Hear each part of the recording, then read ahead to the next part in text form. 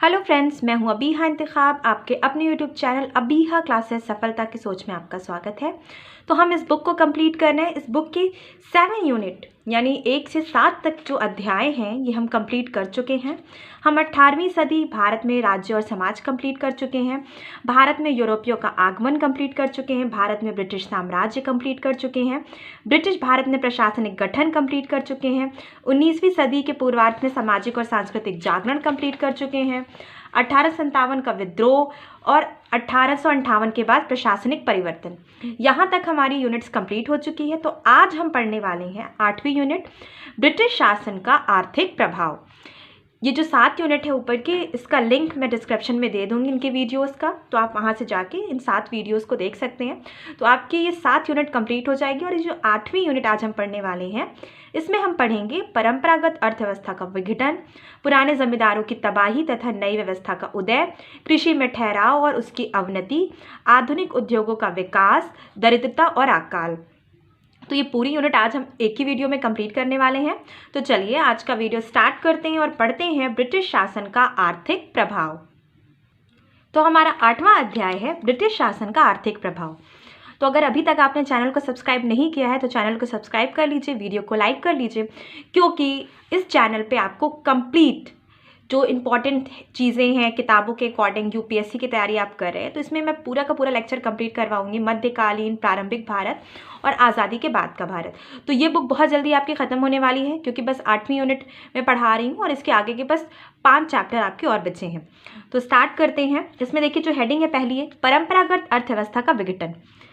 पहले के सभी विजेताओं ने भारतीय राजनीतिक शक्तियों को उखाड़ फेंका, मगर उन्होंने देश के आर्थिक ढांचे में कोई बुनियादी परिवर्तन नहीं किए। वे धीरे धीरे भारतीय राजनीति तथा आर्थिक जीवन का भाग बन गए। किसान, दस्तकार और व्यापारी अपनी जिंदगी पहले की तरह जीते रहे। स्वावलंबी ग्राम अर्थव्यवस्था की बुनियादी आर्थिक बनावट को सदा बनाए रखा गया। शासकों के बदलने का मतलब था उन कर्मचारियों में परिवर्तन जो किसान के अधिवेश को वसूल करते थे।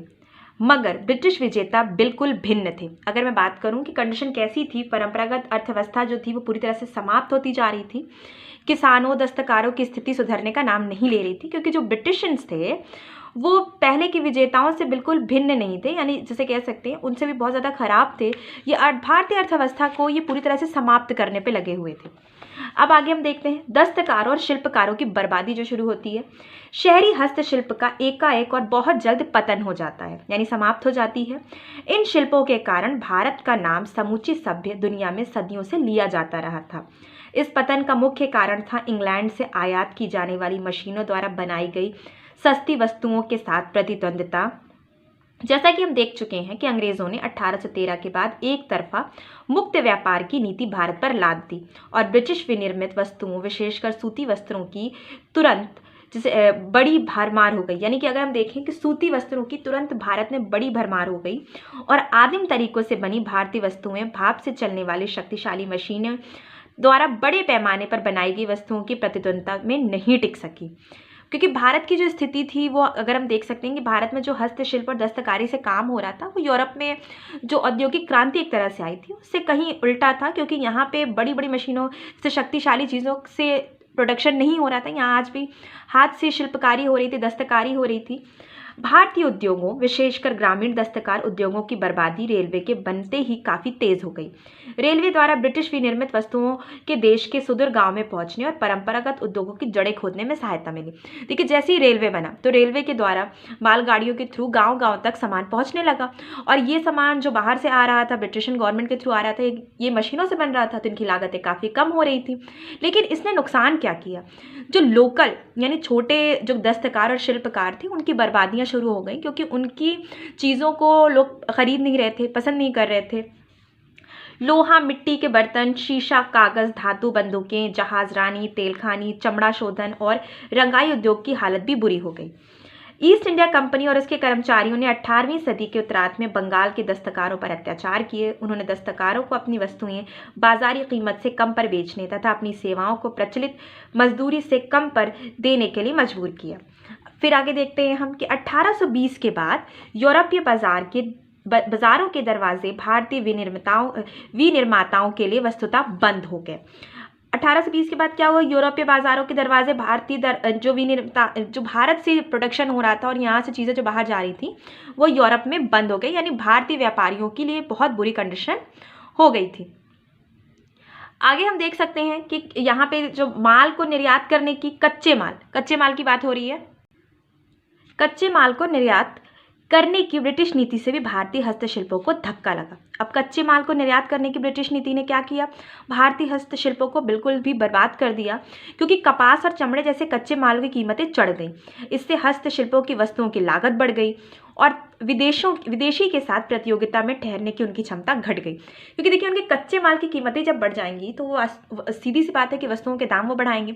अब पहले से लोग कम कीमतों पर वस्तुएं नहीं खरीद रहे थे, जब उसमें लागत ही ज़्यादा लगेगी तो उसकी सीधी सी डिमांड ये है कि उसकी प्राइस भी बढ़ेंगे, तो इसकी वजह से उन चीज़ों की डिमांड धीरे धीरे कम होने लगी। जो शहर युद्ध तथा लूट घसोट के विध्वंस के बाद भी टिके रहे, वे ब्रिटिश विजय के कारण जिंदा नहीं रह सके। ढाका, सूरत, मुर्शिदाबाद और कई अन्य घनी आबादी वाले समृद्ध औद्योगिक केंद्र जन शून्य हो गए तथा खंडहर बन गए।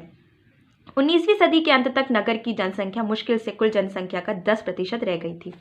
आगे देखते हैं कि ग्रामीण शिल्पों के धीरे धीरे विनाश ने ग्रामीण क्षेत्र में कृषि तथा घरेलू उद्योगों की एकता को तोड़ दिया और इस प्रकार स्वावलंबी ग्रामीण अर्थव्यवस्था के विनाश में योगदान दिया। आगे देखते हैं हम कि इस प्रकार ब्रिटिश जीत के कारण देश में अब औद्योगिकरण आया और कृषि पर लोगों की निर्भरता बढ़ गई। अब औद्योगिकरण आया और कृषि पर लोगों की निर्भरता क्या होती गई, बढ़ती चली गई, क्योंकि अब लोग उद्योग की तरफ नहीं देख रहे थे, वो सिर्फ देख रहे थे किसकी तरफ, कृषि की तरफ देख रहे थे। कृषि पर बढ़ता हुआ यह दबाव ब्रिटिश शासन के दौरान भारत की घोर गरीबी के मुख्य कारणों में से एक था। भारत सदियों से सूती वस्तुओं का संसार में सबसे बड़ा निर्यात करता था, मगर अब वह ब्रिटिश सूती उत्पादनों का आयात करने वाला तथा कपास का निर्यात करने वाला बन गया था। किसानों की दरिद्रता की स्थिति हम देख सकते हैं कि बंगाल में ब्रिटिश शासन के आरंभ में ही यथासंभव अधिकतम भू राजस्व उगाने की क्लाइव और वॉरेन हेस्टिंग्स की नीति के कारण इतना विध्वंस हुआ कि कॉर्नवालिस ने भी शिकायत भरे लहजे में कहा कि 1/3 बंगाल एक जंगल में बदल गया है, जिसमें केवल वनचर ही रहते हैं। बाद में भी कोई सुधार नहीं हुआ। दोनों स्थायी बंदोबस्त तथा अस्थायी बंदोबस्त वाले जमींदारी क्षेत्रों में किसानों की हालत अत्यंत दयनीय हो गई। देखिए यहाँ पे क्या कंडीशन बताई जा रही है कि इनकी जो हालत है वो बिल्कुल ही दयनीय स्थिति में हो गई है, इनकी हालत अच्छी नहीं है। क्यों? क्योंकि इनकी कंडीशन में अगर हम देख सकते हैं कि जो विध्वंस हो रहा है, कॉर्नवालिस ने क्या कहा कि पूरी तरह से विध्वंस हो चुका है और यहाँ पे जंगल में तब्दील हो चुका है। 1/3 बंगाल क्या हो चुका है, जंगल में तब्दील हो चुका है। अब आगे कंडीशन देख सकते हैं कि रैयतवाड़ी और महलवाड़ी क्षेत्रों में किसानों की हालत कोई बेहतर नहीं थी। वहाँ सरकार ने जमींदारों का स्थान लिया तथा अत्यधिक भू राजस्व निर्धारित कर दिया। भू राजस्व की रकम वर्ष प्रति वर्ष बढ़ती जा रही थी, यानी कि जो अगर हम बात कर सकते हैं टैक्सेस, लगान बढ़ती जा रही थी। तदपि कीमतों और उत्पादन के बढ़ने के साथ साथ कुल उत्पादन के अनुपात के रूप में खासतौर से 20वीं शताब्दी के भू राजस्व की प्रवृत्ति घटने की थी। भू राजस्व में कोई समानुपाती वृद्धि नहीं की गई, क्योंकि अतिशय राजस्व वसूल करने के विनाशकारी परिणाम स्पष्ट हो गए थे। अब आगे देख सकते हैं कि 20वीं सदी में कृषि अर्थव्यवस्था नष्ट हो चुकी थी तथा भूस्वामियों, सूदखोरों, सौदागरों का सुदूर गांव तक में प्रवेश हो चुका था। उच्च भू राजस्व निर्धारण इसलिए भी विनाशकारी साबित हुआ कि उसके बदले किसानों को कोई आर्थिक प्रतिफल नहीं मिला। कृषि सुधार पर सरकार ने बहुत कम खर्च किया। उसने अपनी लगभग सारी आय ब्रिटिश भारत के प्रशासन की आवश्यकताओं को पूरा करने, इंग्लैंड को प्रत्यक्ष और अप्रत्यक्ष नजराना भेजने तथा ब्रिटिश व्यापार और उद्योग के हितों को साधने में लगा दी। आगे हम देख सकते हैं कि भू राजस्व निर्धारित तारीखों पर तत्परता के साथ भुगतान करना पड़ता था, भले ही पैदावार सामान्य से कम हो रही हो या बिल्कुल ना हुई हो।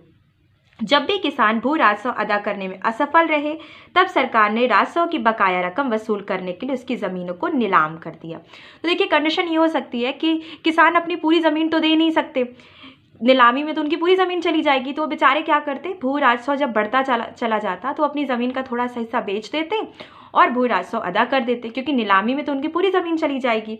लेकिन ये कंडीशन भी बहुत बुरी थी, क्योंकि किसानों की स्थिति सुधर नहीं रही थी।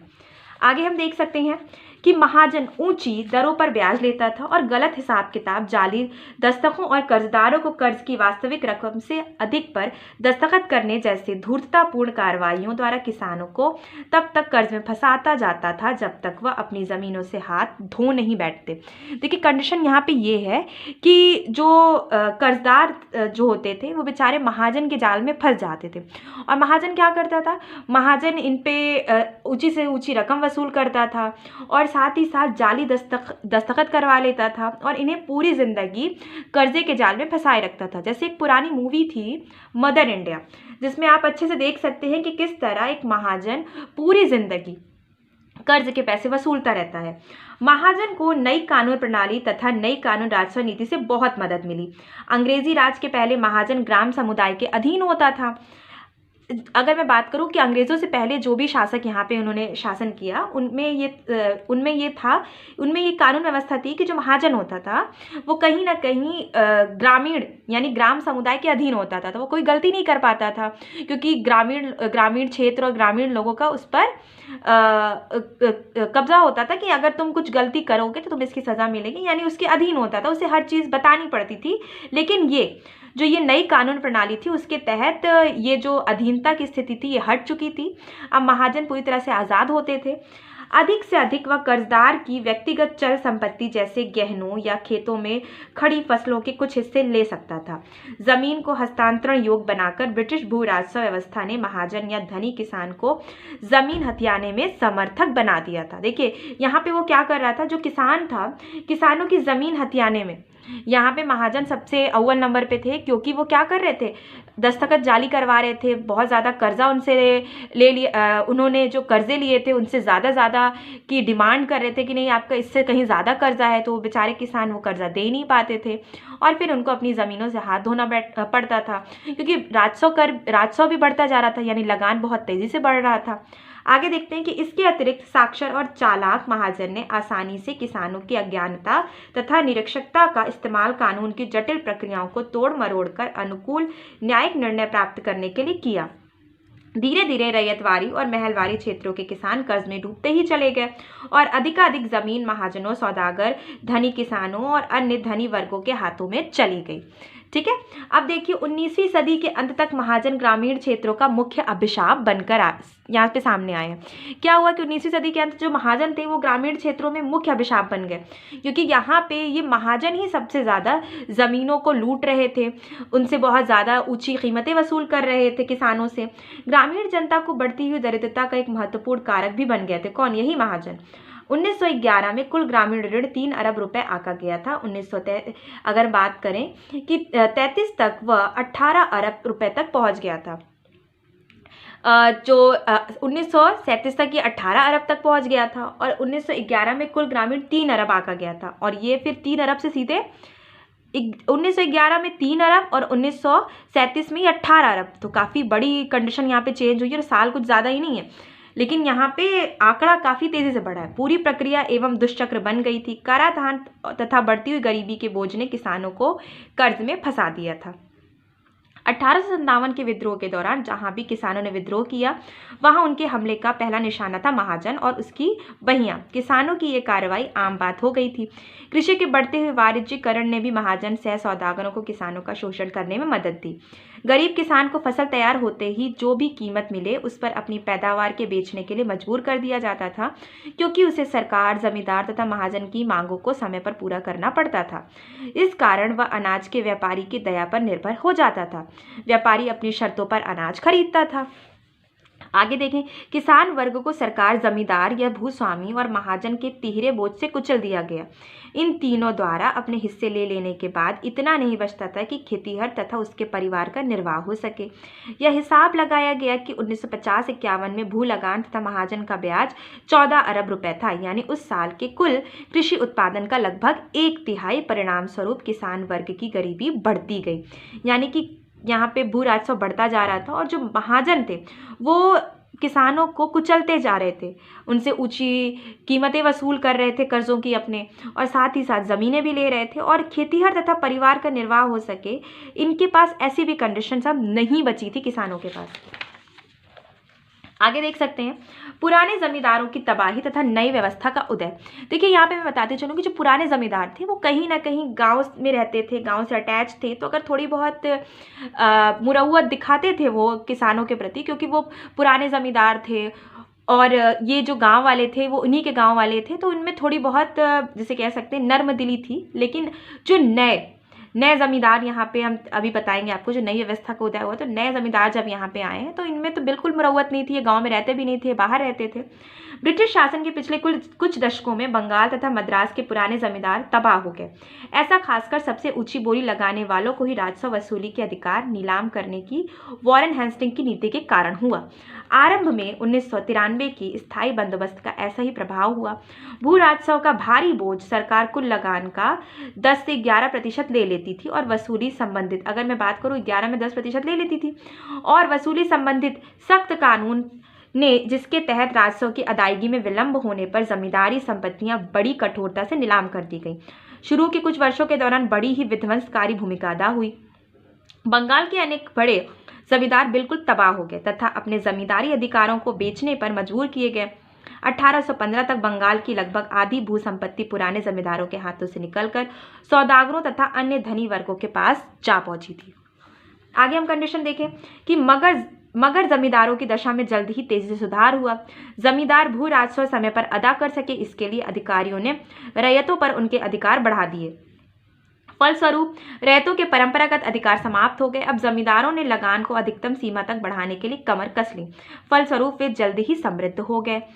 भारतीय धनी वर्गों द्वारा जमीन खरीदने और जमींदार बनने का एक कारण यह था कि उद्योग में पूंजी के निवेश की कोई खास गुंजाइश नहीं थी।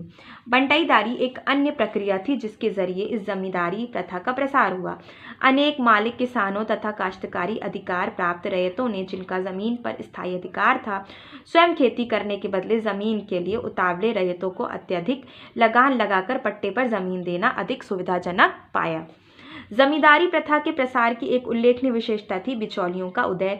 चूंकि खेतिहर रैयतों को आमतौर से कोई सुरक्षा नहीं थी और जमीन पर जनसंख्या के बढ़ते हुए दबाव के कारण रैयतों में जमीन के लिए परस्पर प्रतियोगिता थी, इसलिए जमीन का लगान बढ़ता गया। जमींदारी तथा भूस्वामी के उदय और फलने फूलने का एक अत्यंत नुकसानदेह परिणाम था स्वतंत्रता के लिए भारतीय संघर्ष के दौरान उनकी राजनीतिक भूमिका। यह महसूस करके उनका अस्तित्व ब्रिटिश शासन के कारण है, उन्होंने ब्रिटिश सरकार को सदा बनाए रखने के लिए जी तोड़ कोशिश की। अब आगे देखें कि कृषि पर जनसंख्या के बढ़ते दबाव तथा बिचौलियों की बढ़ती हुई जनसंख्या के कारण जमीन ने न सिर्फ छोटे छोटे टुकड़ों में बंट गई बल्कि उसका अपखंडन भी हो गया। जमीन इतने छोटे छोटे टुकड़ों में बंट गई कि उनमें से अधिकांश अपने जोतने वालों का भरण पोषण भी नहीं कर सकते थे। इंग्लैंड और अन्य यूरोपीय देशों में धनी जमींदारों ने बहुधा जमीन में पूंजी लगाई जिससे उसकी उत्पादकता बढ़ सके और बढ़ी हुई आय में उनको हिस्सा मिल सके। मगर भारत में दूरस्थ जमींदारों ने, वे चाहे नए हों या पुराने, कोई उपयोगी कार्य नहीं किया। वे केवल लगान प्राप्त करता ही रहे। सरकार कृषि के सुधार और आधुनिकीकरण में सहायता कर सकती थी, मगर सरकार ने अपने ऊपर इस प्रकार की कोई भी जिम्मेदारी स्वीकार करने से मना कर दिया। ब्रिटिश भारत की वित्तीय व्यवस्था की एक विशेषता यह थी कि कराधान का मुख्य बोझ किसान के कंधों पर पड़ा। सरकार ने उस पर उसका एक छोटा हिस्सा ही खर्च किया। किसान और कृषि की अवहेलना का एक उदाहरण था लोक कार्यों और कृषि सुधारों की उपेक्षा। भारत सरकार ने 1905 तक रेलवे पर 3 अरब 60 करोड़ रुपए से अधिक खर्च किए, मगर उसी दौरान सिंचाई पर उसने 50 करोड़ रुपए से कम खर्च किए। यानी उनका कृषि को बढ़ावा देने का कोई लक्ष्य था ही नहीं।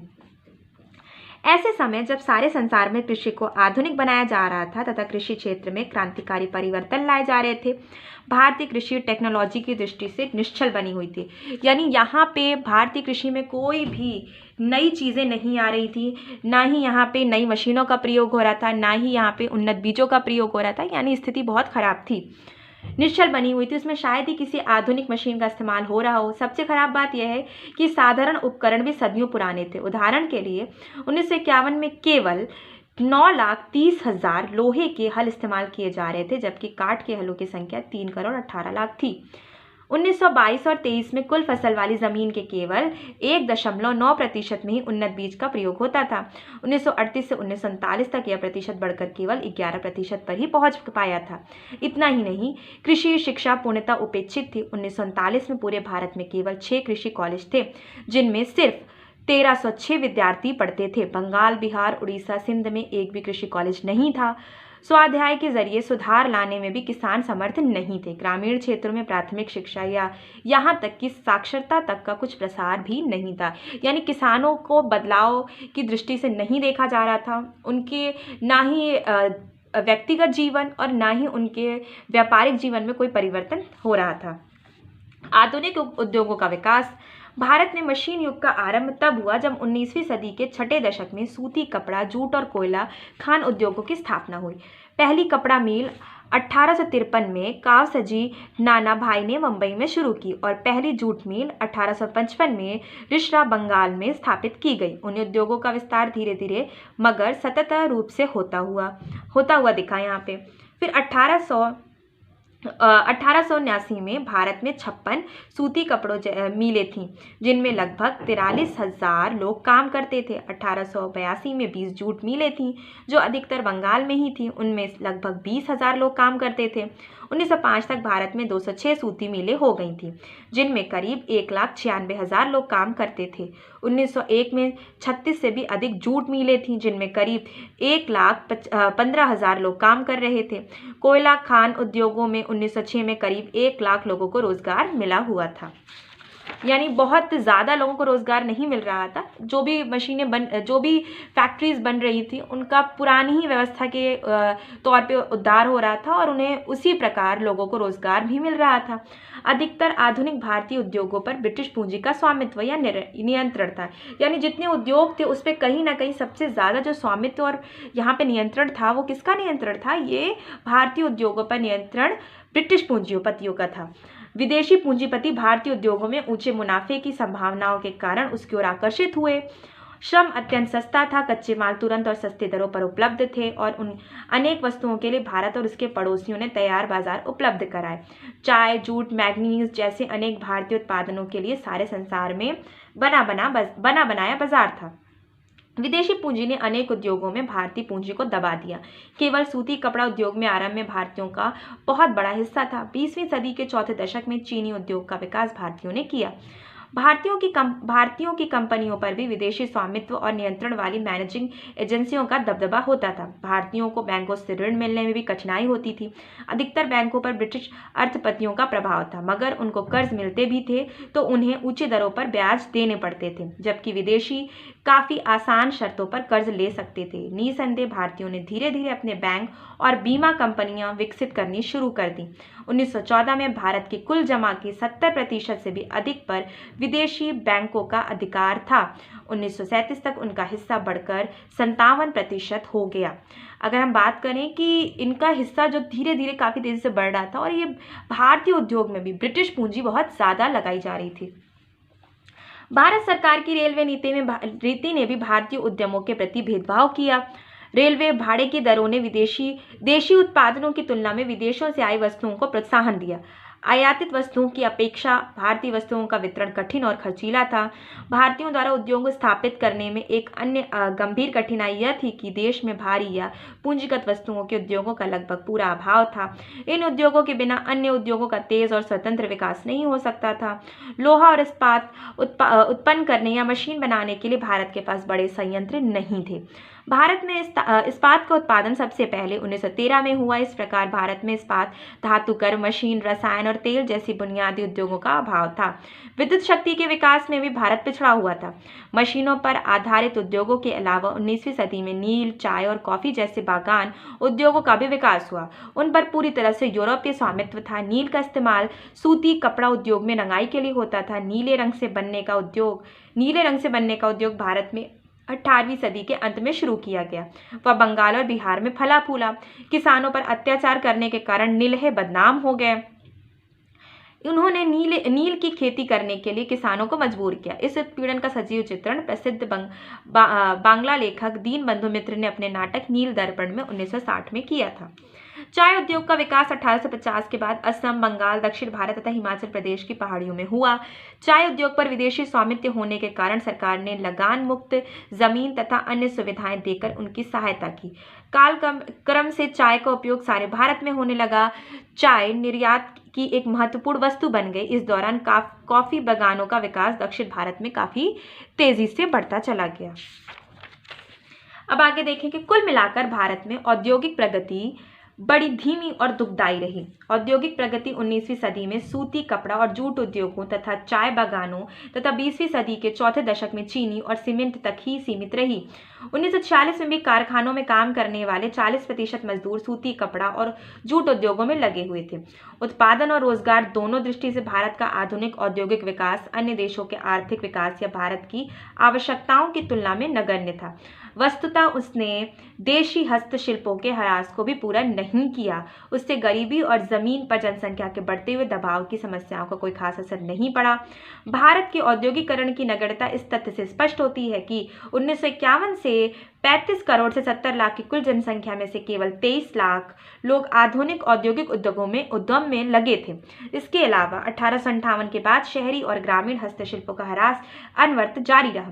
भारतीय योजना आयोग ने हिसाब लगाया कि प्रोसेसिंग तथा विनिर्माण में लगे लोगों की संख्या 1901 में 1 करोड़ 3 लाख थी, जो घटकर 1951 में 88 लाख हो गई। यद्यपि इस दौरान जनसंख्या में लगभग 40% वृद्धि हुई। सरकार ने पुराने देशी उद्योगों के संरक्षण, पुनर्स्थापना, पुनः संगठन तथा आधुनिकीकरण के लिए कोई प्रयास नहीं किया। ब्रिटिश विनिर्माता भारतीय सूती, कपड़ा उद्योग तथा अन्य उद्योगों को अपनी प्रतिद्वंदी समझते थे, यानी कि अपने जो कंपटीशन में वो समझते थे कि इनके कॉम्पिटिटर थे वो। उन्होंने सरकार पर दबाव डाला कि वह भारत में औद्योगिक विकास को प्रोत्साहित ना करें बल्कि उसे सक्रिय रूप से अनुत्साहित करें। यानी कि जो गवर्नमेंट थी भारत में, वो ब्रिटिशन सी गवर्नमेंट थी, वो चाहती थी कि भारत में बहुत तेज़ी से उद्योग ना बढ़े, तो वो उसको प्रोत्साहित करने की जगह हतोत्साहित करती रहती थी। भारतीय उद्योगों के विकास को कृत्रिम रूप से प्रतिबंधित तथा धीमा किया गया, यानी कहीं कहीं पे उसमें बाउंडेशंस लगा दी गई, रूल्स लगा दिए गए और उसको धीमा करने की कोशिश की गई। वस्तुतः ब्रिटेन सहित सभी अन्य देशों ने विदेशी विनिर्मित वस्तुओं के आयात पर भारी आयात शुल्क लगाकर अपने शिशु उद्योगों का संरक्षण दिया था। मगर भारत स्वतंत्र देश नहीं था, उसकी नीतियों को ब्रिटेन निर्धारित करता था। नीति निर्धारण ब्रिटिश उद्योगपतियों के हितों में किया जाता था। ब्रिटिश उद्योगपतियों ने अपने उपनिवेश के मुक्त व्यापार की नीति लाद दी थी। इस कारण भारत सरकार ने जिस प्रकार यूरोप और जापान की सरकारें अपनी शिशु उद्योग को सहायता दे रही थी, उस प्रकार नव स्थापित भारतीय उद्योगों को वित्तीय तथा अन्य सहायता देने से इनकार कर दिया। उसने तकनीकी शिक्षा के लिए पर्याप्त इंतजाम नहीं किए। 1951 तक तकनीकी शिक्षा बहुत पिछड़ी रही। इससे देश का औद्योगिक पिछड़ापन और भी बढ़ गया। 1939 में देश भर में केवल 7 इंजीनियरिंग कॉलेज थे, जिनमें 2217 विद्यार्थी पढ़ते थे। अनेक भारतीय परियोजनाएं, उदाहरण के लिए जहाज, रेल इंजनों, मोटर गाड़ियों, हवाई जहाज़ों के निर्माण से संबंधित परियोजनाएं इसलिए नहीं शुरू की जा रही थी क्योंकि सरकार ने कोई सहायता देने से इनकार कर दिया था। भारतीयों के उद्योगों जैसे सीमेंट, लोहा, इस्पात, शीशा को या तो संरक्षण ही नहीं दिया गया तो बहुत अपर्याप्त था। इसके अलावा ब्रिटिश आयातित वस्तुओं को साम्राज्य वरीयता की प्रणाली के अंतर्गत भारतीयों के जोरदार विरोध के बावजूद विशेष रियायतें दी गई। देश के सीमित औद्योगिक विकास का एक महत्वपूर्ण सामाजिक परिणाम यह भी हुआ कि भारतीय समाज में 2 नए सामाजिक वर्गों ने जन्म लिया और उनका विकास हुआ। ये वे वर्ग थे, औद्योगिक पूंजीपति वर्ग और आधुनिक मजदूर वर्ग। ये दोनों वर्ग भारतीय इतिहास में बिल्कुल नए थे क्योंकि आधुनिक खाने और उद्योग और परिवहन के साधन नए थे। जनता की दरिद्रता की पराकाष्ठा अकालों की एक श्रृंखला में हुई, जिन्होंने 19वीं सदी के उत्तरार्ध में भारत के सभी हिस्सों में अपनी विनाशकारी लीला दिखाई। इनमें से पहला अकाल पश्चिमी उत्तर प्रदेश में 1860 और 61 में पड़ा, जिसमें 2 लाख जानें गईं। 1865 और 66 में अकाल ने उड़ीसा, बंगाल, बिहार और मद्रास को धर दबोचा और 20 लाख जानें ले लीं। केवल उड़ीसा में 10 लाख लोग मारे गए। 1868 और 70 के अकाल में 40 लाख से अधिक लोग पश्चिमी उत्तर प्रदेश, बंबई और पंजाब में मर गए। राजपुताना भी अकाल से प्रभावित था। वहां के अनेक राज्यों को अपनी 1/4 से 1/3 जनसंख्या तक से हाथ धोना पड़ा। उस समय तक का शायद सबसे भयंकर अकाल 1876 और 1878 में मद्रास, मैसूर, हैदराबाद, महाराष्ट्र, पश्चिमी उत्तर प्रदेश और पंजाब में पड़ा। महाराष्ट्र में 8 लाख लोग मारे गए। मद्रास से लगभग 35 लाख लोगों की जानें गईं। मैसूर को अपनी करीब 20% जनसंख्या से हाथ धोना पड़ा तथा उत्तर प्रदेश में 12 लाख से अधिक लोग मर गए। सूखे के कारण 1896 और 97 और फिर 1899 और 1900 में देशव्यापी अकाल पड़ा। 1896-97 के अकाल से 9.5 करोड़ से अधिक लोग प्रभावित हुए, जिनमें से करीब 45 लाख लोग मारे गए। 1899 और 1900 का अकाल उसके तुरंत बाद ही आया और उसमें व्यापक तबाही हुई। राहत कार्यों द्वारा लोगों की जानें बचाने में सरकारी प्रयत्नों के बावजूद 25 लाख से अधिक व्यक्ति मर गए। इन बड़े अकालों के अलावा अनेक स्थानीय अकाल पड़े और अभावों की स्थितियां आईं। एक ब्रिटिश लेखक विलियम्स डिग्बी ने हिसाब लगाया कि 1854 से 1901 तक कुल मिलाकर 2,88,000, यहाँ पे अगर हम देख सकते हैं, सॉरी, जो कंडीशंस हैं 1901 से लेकर कुल मिलाकर 1901 से जो कुल मिलाकर रही है वो तकरीबन यहाँ पे 2 करोड़ के तकरीबन रही है। 2,88,25,000 से अधिक लोग अकाल से मरे। और एक अकाल 1983 में बंगाल में पड़ा। देखिए ये यहाँ पे 2 करोड़ से ज़्यादा लोगों की मौतें हुई, 2,88,25,000 से ज़्यादा लोगों की मौतें हुई हैं। तो जिसमें आगे हम देख सकते हैं कि 1943 में जो बंगाल में पड़ा उसमें करीब 30 लाख लोग मर गए। ये अकाल और उनमें मरने वालों की भारी संख्या इस बात का संकेत देती है कि गरीबी और भुखमरी की जड़ें भारत में कितनी गहरी हो गई थी।